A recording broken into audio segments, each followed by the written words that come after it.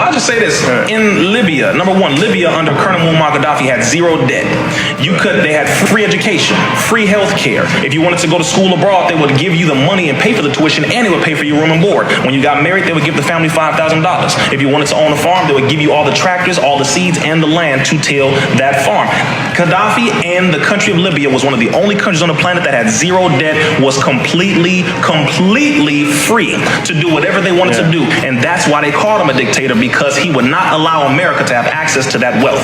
He was going to create a joint currency using the wealth under the feet of the Libyan people, the gold, the oil, etc., and the wealth of the nearly 50 other countries in Africa, and come together to create a African currency.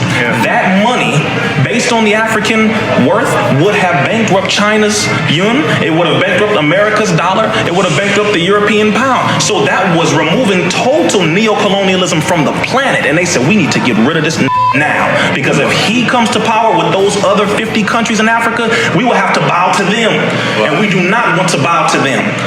That was what it was about, money.